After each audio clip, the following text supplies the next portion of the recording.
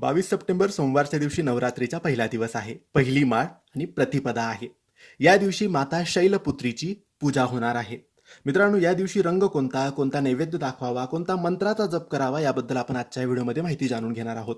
मित्रांनो, माता शैलपुत्री, नवरात्रीच्या पहिल्या दिवशी माता शैलपुत्रीची पूजा होते आणि मातेला नैवेद्य दाखवला जातो तो म्हणजे तूपच आणि साखरेचा, शुद्ध गाईचं तूप, त्यामध्ये साखर मिक्स करून तुम्ही तो दाखवू शकतात, किंवा भात किंवा तूप हे मिक्स करून सुद्धा तुम्ही मातेला दाखवू शकतात, किंवा जास्त करून तुपाचा नैवेद्य दाखवला जातो साखर टाकून. आणि या दिवसाचा रंग आहे पांढरा म्हणजेच सफेद रंग. आणि मंत्राचा जप तुम्ही सकाळी किंवा संध्याकाळी एक माळ करायचा आहे मातेसमोर, घटासमोर बसून किंवा अखंड दिव्यासमोर बसून. तो मंत्र आहे ओम ऐं ह्रीं क्लीं शैलपुत्रे नमः. ओम ऐं ह्रीं क्लीं शैलपुत्रे नमः. तर नक्की मित्रांनो, पहिल्या दिवशी तुम्ही मातेला नैवेद्य दाखवायला विसरू नका आणि या मंत्राचा जप करायला विसरू नका. धन्यवाद.